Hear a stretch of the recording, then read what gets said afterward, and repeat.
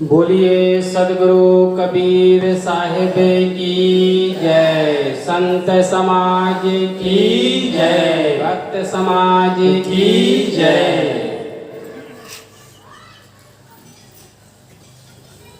परम पूज्य श्री साहिब जी, मुद मंगलमय संत समाज, आदरणीय सत्संग प्रेमी सज्जनों तथा श्रद्धा मूर्ति देवियों,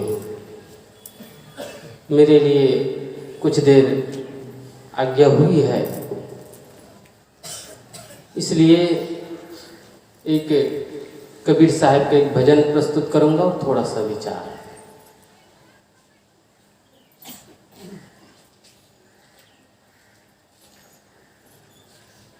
यह तन विष की बेलरी, गुरु अमृत की खान।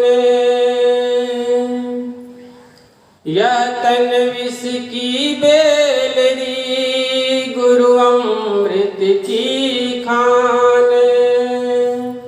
शीश दिए जो गुरु मिले, तो भी सस्ता जाने। सुमिरन करहु राम का, काल गए हैं कैसे। ना जानो कबे मारी है, क्या घर क्या परदेस।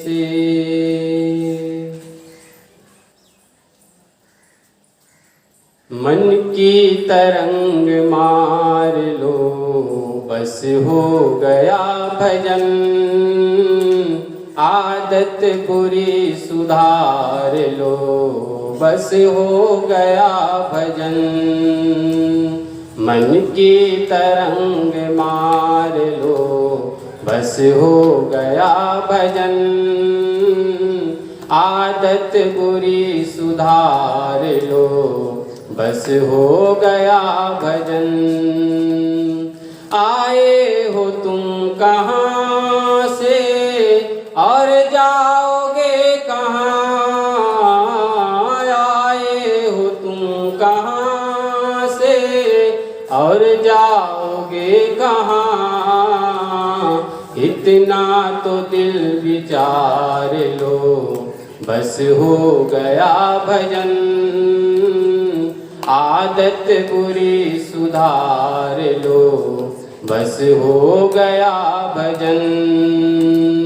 मन की तरंग मार लो, बस हो गया भजन। आदत बुरी सुधार लो, बस हो गया भजन। कोई तुम्हें बुरा कहे, तू सुन कर क्षमा। कोई तुम्हें बुरा कहे, तू सुन कर क्षमा। वाणी कसर संभार लो, बस हो गया भजन।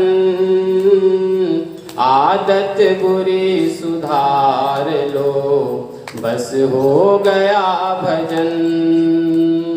मन की तरंग मार लो, बस हो गया भजन। आदत बुरी सुधार लो, बस हो गया भजन।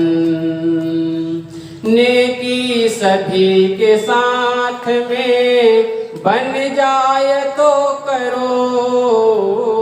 नेकी सभी के साथ में बन जाए तो करो। मत सिर बधी का भार लो, बस हो गया भजन। आदत बुरी सुधार लो, बस हो गया भजन। मन की तरंग मार लो, बस हो गया भजन। आदत बुरी सुधार लो, बस हो गया भजन। सिद्धांत साफ साफ ये सदगुरु कबीर का, सिद्धांत साफ साफ ये सदगुरु कबीर का।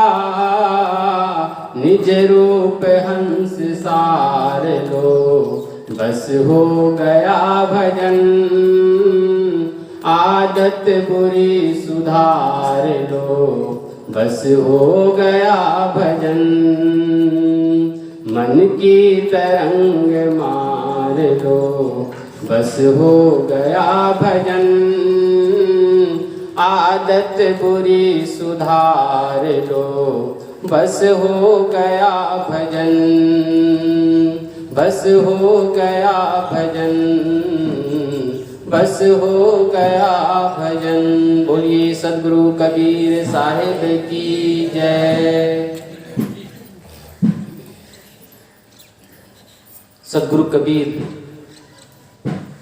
हम सबको बाहरी जो चकाचौंध है, बाहरी जो प्रपंच है, उसकी हमारी लत लग गई, हमारा जो स्वभाव बन गया है और उसके कारण से हमारा मन चंचल बना हुआ है। उसको मिटाने के लिए, उसको शांत करने के लिए अंतर यात्रा करने की बात करते हैं। और इस पद में आपने सुना है, हमारी जो चंचलता जब बढ़ जाती है, मन की जब कल्पना बढ़ जाती है, तो जिस सुख की खोज करते हैं, जिस शांति की हम खोज करते हैं, ये मिलता नहीं है। आप सबका ये अनुभव होगा। शांति की खोज में हम कहाँ जाते हैं? तीर्थ यात्रा करते हैं, मंदिर में जाते हैं, मस्जिद में जाते हैं, जहाँ कहीं भी हम बड़े बुजुर्गों के द्वारा, अनुभवी लोगों के द्वारा सुनते हैं कि अमुक जगह जाने पर शांति मिलेगी, हमारे जो बुरे कर्म छूट जाएंगे, पाप कर्म छूट जाएंगे, जो बताए जाते हैं उसी के अनुसार हम चलते हैं, करते भी हैं। तो क्या सचमुच में वहाँ जाने पर हमारे पाप कर्म धुल जाते हैं? नहीं धुलते हैं। सद्गुरु कबीर साहिब इसलिए बहुत सुंदर एक हम सबको एक सूत्र दे रहे हैं, यही दे रहे हैं कि मन की तरंग मार लो बस हो गया भजन। मन में जो कल्पना है, मन में जो हमारे सामर्थ्य के बाहर जो हम कल्पना करते हैं, शक्ति के बाहर जो हम कल्पना करते हैं कि अमुक बन जाएगा, अमुक बन जाऊंगा, अमुक बन जाऊंगा, हमारी शक्ति नहीं है, उसके बावजूद हम कल्पना की लहर में दौड़ते रहते हैं। और जब वो हमको प्राप्त नहीं होता है तब क्या मिलता है? दुखी होते हैं, अशांत होते हैं। सद्गुरु कबीर साहब इसी को कहते हैं कि मन की तरंग मार लो बस हो गया भजन। भजन और कोई है नहीं है, असली भजन यही है। हम पूज्यवर गुरुदेव के द्वारा, साहिब जी के द्वारा ही सुन ही रहे थे। अंतस के जो कलमश है, हमारे अंतःकरण है, उसमें पर्दा हुआ है, पर्दा लगा हुआ है, अज्ञान का पर्दा, अज्ञानता का पर्दा, बुरे संस्कार उसमें जमा हुआ है, उसको धो देना है। और धोने का साधन क्या है? ये सत्संग है। सत्संग ही दुकान है और बनिया कौन है? यही सिंधजन ही बनिया है, इसका व्यापार कर रहे हैं। और ज्ञान इसके साबुन है। इस ज्ञान रूपी साबुन से हम धो डालें तो हमारा जब अंतःकरण जब साफ होगा तो हमको असली परमात्मा के दर्शन होंगे। असली परमात्मा हमारे अंतरात्मा ही असली परमात्मा है। जब ये स्वच्छ हो जाएगा तो हमको हमारे जीवन से जो बुरे विचार है, बुरे संस्कार है, बुरी जो आदत है, बुरी जो स्वभाव है, वे सब समाप्त हो जाएंगे। तो अपने आप में हम शांत रह जाएंगे। हम सुख का खजाना है, हमारे भीतर ही है। सद्गुरु कबीर साहब ने कहा है कि लोग बाहर की ओर ढूंढते हैं। जिस प्रकार से उदाहरण देते हैं, कस्तूरी कुंडल बसे मृग ढूंढे बन माय, ऐसे घट घट राम है दुनिया जानत नाही। सद्गुरु कबीर एक ऐसे महापुरुष हुए हैं जो हर बात कहने के बाद अपने आप की ओर लौटने की बात कहते हैं। बाहर की ओर भटको मत, बाहर की ओर भटकने से कुछ मिलेगा नहीं, शांति तो मिलेगी ही नहीं। भले ही वहाँ की क्षेत्रीय भौगोलिक और लोगों की जो प्रकृति है, व्यवहार है, रहन सहन है, उसका हमको ज्ञान हो सकता है, लेकिन शांति मिलेगी इस भ्रम में न रहे। शांति तो तभी मिलेगी जब हमारे अंतःकरण की धुलाई होगी और अंतःकरण की धुलाई का एकमात्र साधन है सत्संग, स्वाध्याय, सेवा, भक्ति। यही आधार है अंतःकरण को धोने का। आप सबने एक सुना होगा भजन, तूने आंगन नहीं बुहारा कैसे आएंगे भगवान। हम भगवान का तो दर्शन करना चाहते हैं, लेकिन हमारे अंतःकरण रूपी जो आंगन है वह तो गंदा ही पड़ा हुआ है। और जब गंदा पड़ा हुआ है तो कोई भी व्यवहारिक रूप से हम देखें कि कोई भी आदमी जिसके घर गंदा हो, हर तरफ से देखें कि गंदगी फैली हुई है, तो कोई प्रवेश करेगा? नहीं करेगा। हम भगवान का दर्शन करना चाहते हैं, भगवान को बुलाना चाहते हैं, तो हमारे अंतःकरण ही में काई जमी हुई है, तो भगवान को कहाँ बिठाएंगे? इसलिए सर्वप्रथम यही काम करना है, हमें हमारे अंतःकरण की धुलाई करना है। और धुलाई करने का एकमात्र दुकान है, साधन है सत्संग और संतों के विचार, उसके ज्ञान, उसके आधार लेकर के ही हम अंतःकरण की धुलाई कर सकते हैं। और अंतःकरण की धुलाई हो गई, मानो हम परमात्मा को पा लिए। हम बाहरी सुख सुविधा में बाहर की ओर दौड़ते हैं, परिवार में सुख मिलेगा, समाज में सुख मिलेगा, अमुक पद हम प्राप्त कर लेंगे तब हमको सुख मिलेगा, और इतना धन हम इकट्ठा कर लेंगे तब सुख मिलेगा। इस भ्रम में हम जीते हैं। और जब उसको लोग भ्रम में जीते हैं और उसको अगर प्राप्त कर भी लेते हैं तो कुछ समय के लिए उसको एक शांति और सुख की अनुभूति होती है, वो भी क्षणिक, शाश्वत नहीं। शाश्वत तो समझ से मिलती है, विचार से मिलती है। इसलिए बार बार इस मन से यही कहा जा रहा है कि विचार करो। विचार करने से ही हमारा हम जो मानते हैं, दुख माने रहते हैं, वो भी समाप्त हो जाते हैं। सदगुरु कबीर से कहा कि ये पंक्ति आप सबने सुना होगा, करो विचार तो सब दुख जाई। विचार करने पर हमारा माना हुआ दुख है वो सब समाप्त हो जाते हैं, चाहे वह शारीरिक दुख हो चाहे मानसिक दुख हो। दोनों दुख विचार करने पर समाप्त हो जाता है। शारीरिक दुख को विचार के साथ साथ औषधि की भी जरूरत होती है, परहेज की जरूरत होती है, संयम की जरूरत होती है, और उसके लिए हम भरसक प्रयास करते हैं। शरीर में रोग लग जाता है तो उसके लिए हम अनुभवी लोगों से पूछताछ करते हैं, डॉक्टर के पास जाते हैं, वैद्य के पास जाते हैं, दवाई जो भी परहेज बताते हैं उसका हम अनुकरण करते हैं।